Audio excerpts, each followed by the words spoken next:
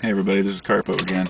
This is part 2 of my whole democracy/war history kind of video.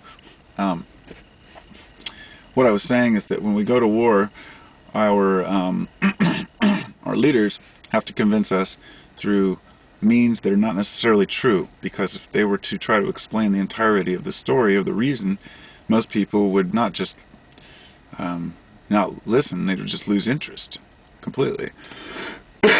In other words, we hire people to make decisions. We vote for people that make decisions about what our country does, what we become involved in, and what we don't. And through history, these leaders get put into place, and almost instantly they're thrown into the reality of what being a leader really is. It's not everything they've been told. There's a lot more going on, and they start to see the deeper things. And I guess I could use Obama as an example. I don't believe Obama's a bad person at all, but I think that some of the things that have been done, some of the things that have happened since he's been in office, there are people that really hate him. And I know there's a lot of people who hate him subconsciously because he's black.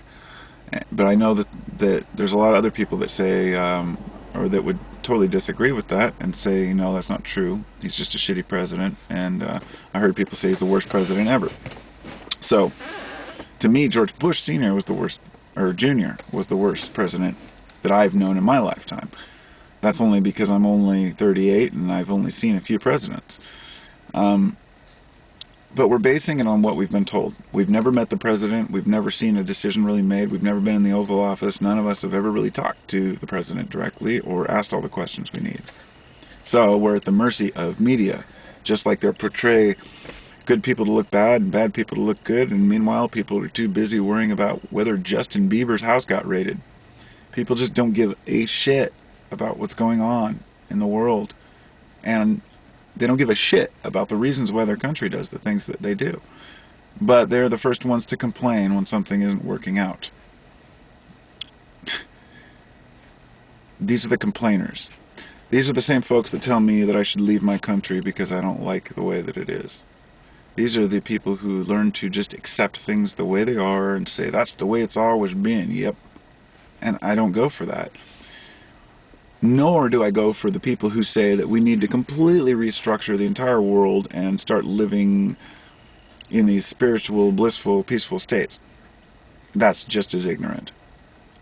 That's not going to happen. And this is why history is so important. So you look through history and you see all the things that have happened, and you realize that it's just a repeating cycle, recurring themes over and over and over. You can compare most leaders to, leaders of the past and make very similar decisions.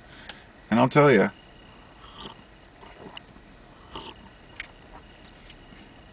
I really feel sorry for leaders, people that have to really cater to the population, and the population goes off to work, come home, do their thing all day, and they catch all their information in a 10-minute news segment, and then they get all angry about it.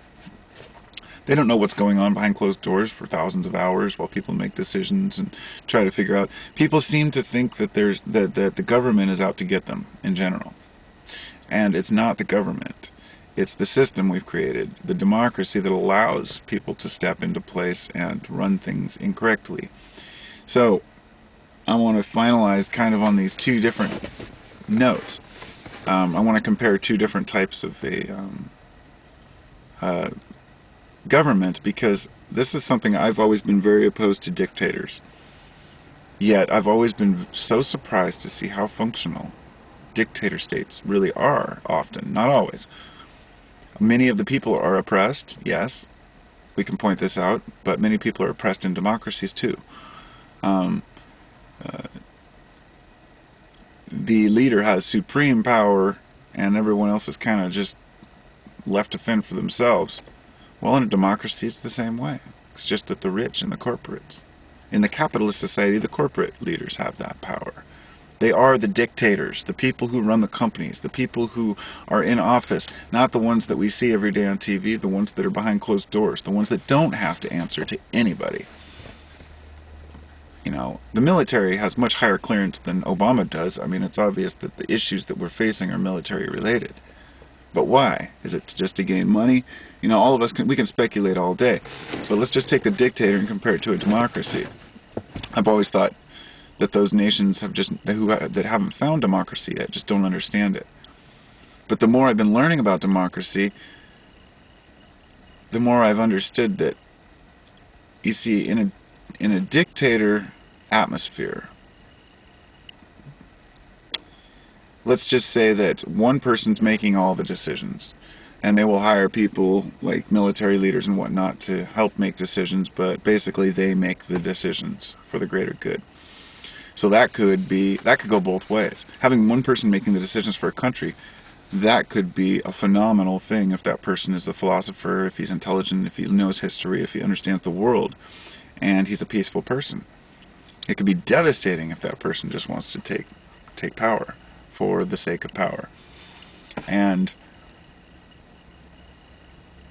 the reason why, the way we got around the whole, dictator was creating a democracy. We said, well, we don't want one person making all the decisions for everybody. We need the people to be involved in this. So we create a democracy where people can vote.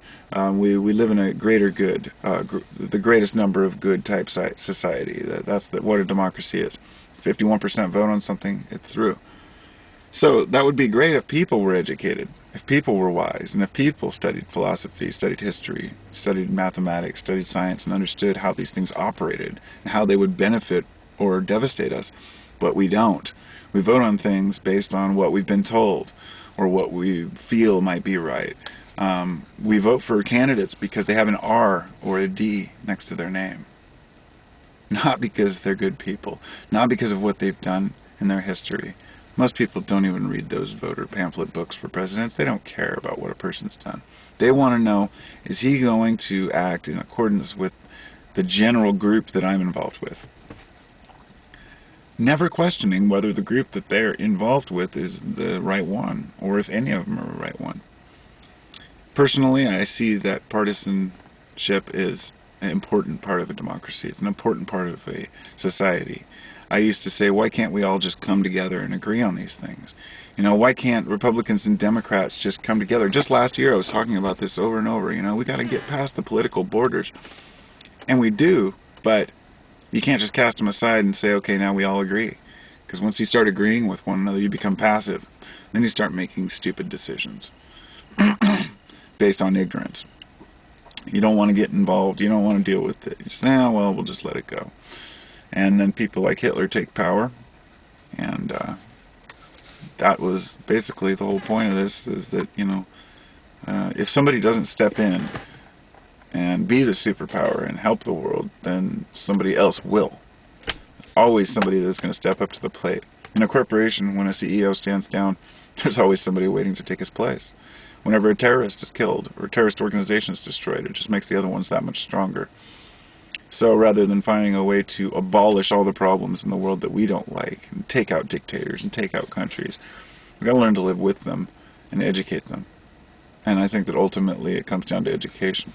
And I don't mean we educate them as Americans. I mean Americans need to be educated more than a lot of the world, I think, because it's not about book smarts.